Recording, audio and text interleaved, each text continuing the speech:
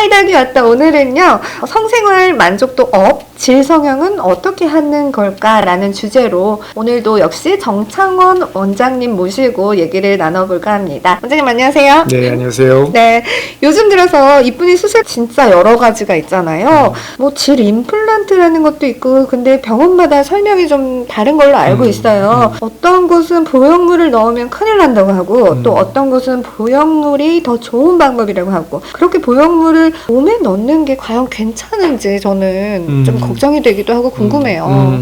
맞습니다. 자, 일단 요즘에는 정말 다양한 질 축소 방법이 나와 있는데요. 네. 우리가 가장 크게 보면은 이제 간단한 시술적인 방법, 질 필러나 질 레이저 시술적인 방법이 있고, 제대로 된 수술적인 방법이 있는데, 이제 시술적인 방법은 워낙 효과가 좀 떨어지기 때문에 난 먼저 수술적인 방법에 대해서 먼저 제가 말씀을 드릴게요. 네. 크게 세 가지로 나눠볼 수 있을 것 같아요. 우리 일단 기본적으로 골반 근육을 복구하면서 해주는 전통적인 이쁜이 수술이라고 우리 흔히 했던 네. 방법이 있겠고요. 요즘에는 보형물을 좀 많이 쓰는 경향이 있는데요.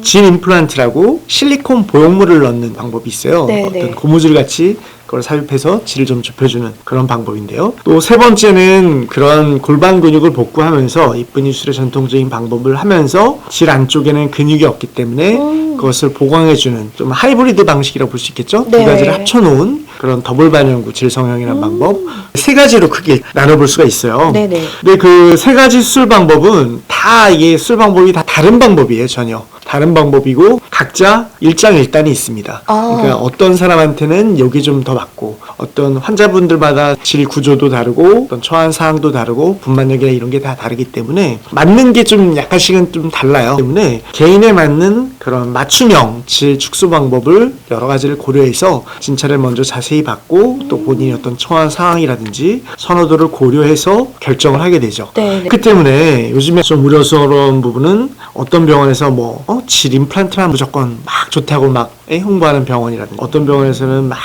질 임플란트 넣으면 막 부작용만 생긴다고 하는지, 이런 것들은 의학적으로 맞지는 않고요. 각자 수술을 잘만 하면은 일장일단이 있기 때문에 네네. 개인에 맞는 맞춤형 질 축소 방법이 있다고 보실 수 있을 것 같아요. 네네.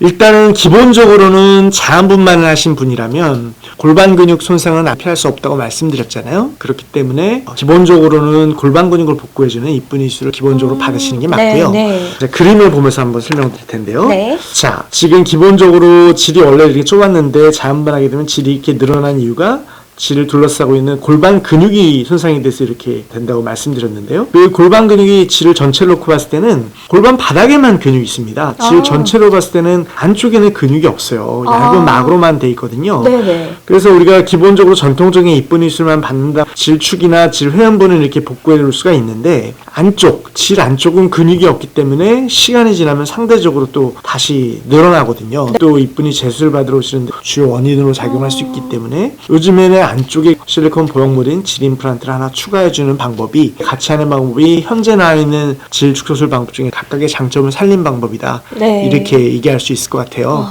아무래도 보형물에 대해서 약간 좀 거부감을 가지고 계시는 분들이 많이 있는 것 같아요. 요즘에는 사실 의학이 워낙 발전되다 보니까 몸에 넣는 보형물은 당연히 의료용으로 다 엄격한 검사를 받아서 이게 나와 있는 것들이거든요. 이게 퇴행성 관절염에는 인공관절을 넣죠. 맞아. 그리고 아까 전에 대표적으로 요실금도 뭐라 그랬습니까? 테이프, 보형물을 넣어주는 수술이에요. 그렇네요. 그렇게 다 트렌드가 바뀌고 있는 이유는 뭐냐면, 기본적으로 사람 수명이 너무 늘었지 않습니까? 수명이 늘다 보니까 보형물을 안 하게 되면 사람의 노화를 막을 수 있는 거 없으니까 금방 또 재발을 하게 된다는 거죠. 네. 그렇기 때문에 요즘에는 보형물을 넣어서 좀 더 오래 쓸 수 있는 방향으로 의학 트렌드가 가고 있다고 보시면 되겠어요. 네. 그래서 너무나게 과도하게 보형물에 대해서 거부감을 가지실 필요는 없을 것 같고요. 또 요즘에 인터넷 같은 데 찾아보면 그런 얘기가 많이 있는 것 같아요. 개인적으로 그 보형물에 대해서 좀 부정적으로 많이 강조하시는 의사 선생님도 있는 걸로 알고 있어요. 그게 의학적 사실은 아니죠. 네. 개인적으로 본인이 어떤 보형물을 많이 겪어봤으니까 그냥 별로 안 좋다 이렇게 얘기하실 수는 있지만, 네. 그게 개인적인 경험이나 주장이지 꼭 의학적 사실은 아니란 말이죠. 경험 많은 그 의사한테 수술을 잘 받으시면 충분히 장점을 가지고 있고 반감을 가실 만한 수술은 아니라는 거죠. 장점도 많이 있으니까요. 네. 그러면 원장님, 이 세 가지가 각각 어떤 분들 분들한테 더 맞는지 아까 말씀을 잠깐 해주셨지만 구체적으로 좀 더 차이점이 있다면 어떻다 이런 얘기도 해주실 수 있으시죠? 네, 제가 일단 가장 기본적으로 전통적인 그 임플란트를 안 쓰는 방법, 이쁜이 수술 방법하고 임플란트를 쓰는 방법에 대해서 표로 한번 준비를 하는데 표로 한번 보실까요? 네.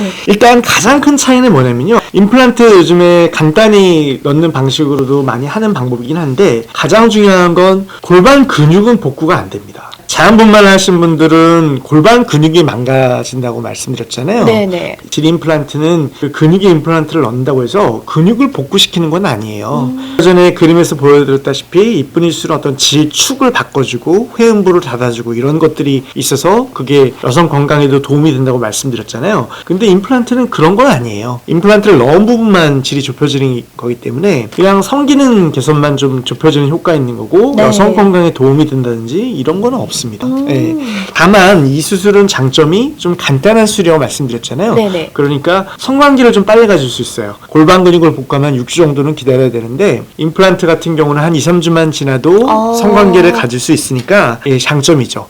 또 아무래도 동물이 들어가다 보니까 남자한테 좀 더 자극을 주고자 하는 경우에는 나름대로 장점이 좀 있어요. 예, 그래서 종합적으로 말씀을 드리면 질 임플란트 단독으로 하는 경우는 자연분만 안 하신 경우 그런 네네. 분들은 골반 근육이 손상이 많이 덜 됐을 거 아니에요.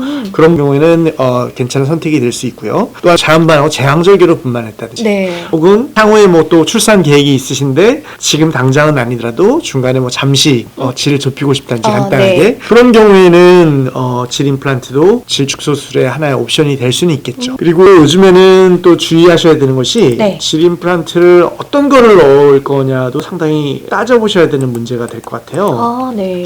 사진 보면서 간단히 설명을 드릴까요? 네. 자, 이게 제팔입니다. 제팔에다가 이게 토니캣이라고 네. 왜 우리 피 뽑기 전에 묶는 끈 아시죠? 네, 그거 아실 맞아요, 거예요. 그죠? 맞아요. 토니캣이라고 네. 얘기하는데요. 근데 옛날 때는 이게 고무줄로 이렇게 꽉 묶었잖아요. 그래야 줄이 탁 튀어나와서 뽑기가 좋잖아요. 네.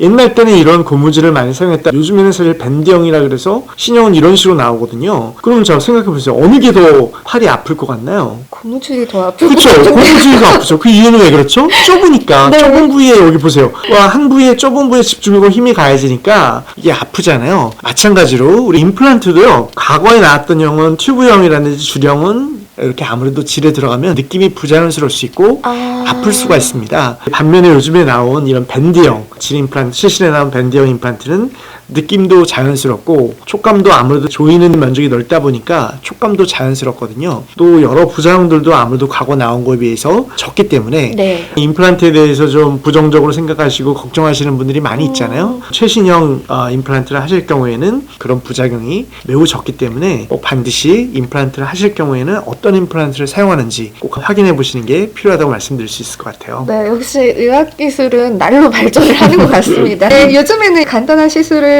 많이 원하시는데 필러나 레이저는 어떤가요? 근데 아무래도 요즘에는 가면 갈수록 당연히 간단한 걸 원하시는 분들이 그렇죠. 많이 늘고 있어요. 그걸 뭐 수술은 겁나요 이런 거를 뭐 인지상정이고 이해 못하는 바는 아닌데 다만 이 세상에 공짜는 없다. 네. 과정은 아주 간단하고 간단하게 하면서 효과는 더 크게 하고 그러면서 가격은 싸고 그런 건 없다는 거죠.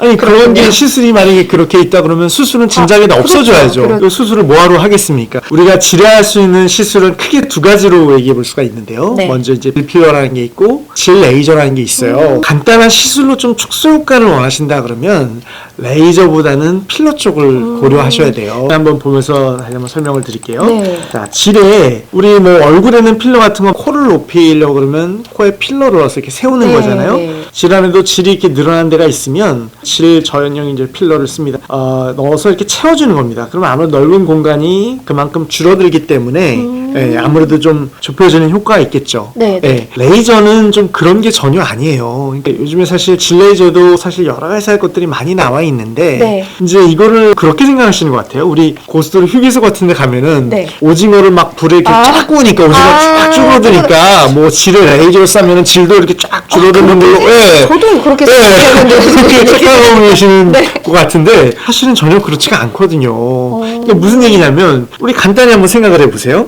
코를 높이려고 하는데 높이려면 코에 필러를 넣어서 세워야지 코에 레이저를 막 맞는다고 코가 막 저절로 막 줄어들거나 막 그렇진 세워집니까? 않죠. 그렇진 우리가 않죠. 얼굴 안면윤과 얼굴 축 수술을 하는데 레이저를 막 받으면 얼굴이 막 쫙 줄어들어요?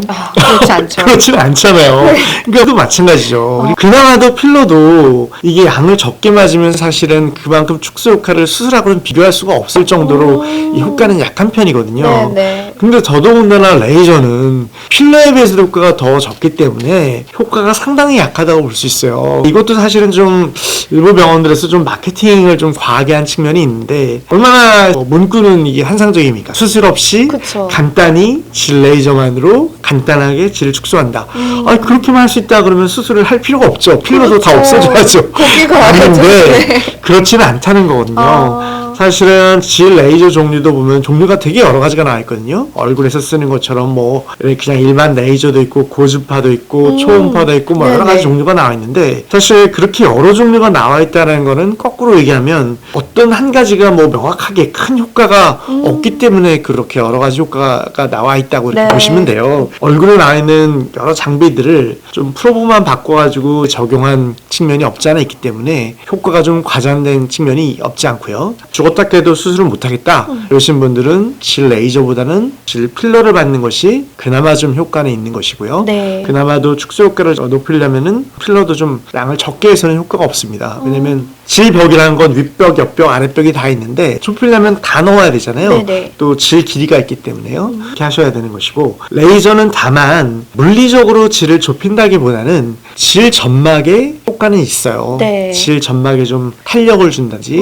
질 점막에 좀 재생을 도와준다든지 어떤 원리인지 알죠? 그러니까 우리가 얼굴에 피부에 레이저를 받으면 피부가 좋아지는 거지 얼굴이 쭈룩쭈룩하는 건 맞아요. 아니잖아요. 모공이 이렇게 타이트해지잖아요. 그죠. 그 탄력이 되고 정도구나. 피부도 아, 그렇고 네. 질 점막도 계속 탈락이 되고 새롭게 재생되는 조직이다 보니까 네. 그런 거에 좀 도움을 줄 수는 있죠. 그래서 특히나 아무래도 폐경이 되신 분들은 질 점막이 위축이 오고 때문에 네. 그런 분들에는 효과가 있는 것이고요. 질 필러 아까 전문 필러가 있다고 하셨잖아요. 그거는 일반 필러랑은 달라요? 그쵸. 우리가 요즘에 얼굴에 넣는 필러는 HA 필러라고 히알루론산 필러를 아, 주로 많이 네. 넣어요. 네. 우리 몸의 구성 성분이고 이게 어떻게 보면 빨리 빠지긴 하는데 그만큼 부작용이 없는 것이죠. 빨리 빠지기 때문에 큰 치명적인 부작용은 없고 또 촉감이 자연스럽기 때문에 HA 필러가 주로 대세라고 보는데요. 네네. 근데 질에는 그 HA 필러를 쓰면 너무 이게 금방 빠져버립니다. 왜냐면 질은 계속 성관계를 하잖아요. 네. 성관계를 하고 점막에 있다 보니까 질 필러도 수술에 비해서는 그만큼 좁혀주는 효과가 약하다고 말씀드렸잖아요. 네. 수술은 골반 근육을 당겨서 묶어줘서 이렇게 타이트하게 만들어주는 거지만 필러는 그런 게 아니거든요. 점막 하에 그냥 볼륨만 넣어주다 보니까 네. 근본적인 치료가 그쵸. 아니라 이거죠. 안 그래도 효과가 약한데 HA 필러는 물성 자체도 이게 물컹물컹 하다 보니까 HA 필러를 넣으면 효과가 정말 적어요. 그래서 보통은 좀 콜라겐 필러나 약간 좀 딱딱한 필러 그리고 좀 더 오래가는 필러 적어도 한 3, 4년 이상 과거에 뭐 반영구 필러라고 많이 불렀는데요. 그런 필러를 써야만 좀 더 오래가는 것이죠. 네, 알겠습니다. 수술을 정말 죽어도 못하겠다. 이런 분들은 레이저보다는 필러를 고려하시는데 그럼 일반적으로는 어떤 분들이 더 맞겠어요? 당연히 출산을 안 하신 분들, 네. 출산을 해서 골반 근육 손상이 별로 없고 질이 많이 늘어나지 않은 분들, 뭐 젊은 분들이겠죠. 미혼이라든지 이런 분들한테 오히려 더 맞을 수가 있겠죠. 네. 혹은 수술하고 나서 어느 정도는 좁혀놨는데 나이가 들면서 약간 늘어나서 조금만 더 좁혀도 된다든지 이런 경우에는 필러라는 게 의미가 있겠죠. 그렇네요. 예. 오늘도 이렇게 좋은 정보를 알려주셨는데요. 네. 5편에서는 질성형 팩체크 부작용 솔직히 말해드립니다 라는 주제로 여러분들 찾아뵐게요. 오늘 영상이 정말 도움이 되셨다면 댓글 남겨주시고요. 좋아요. 네, 좋아요. 좋아요. 좋아요. 네, 좋아요도 여러분 부탁드리겠습니다. 여러분 5편에서 다시 만나요.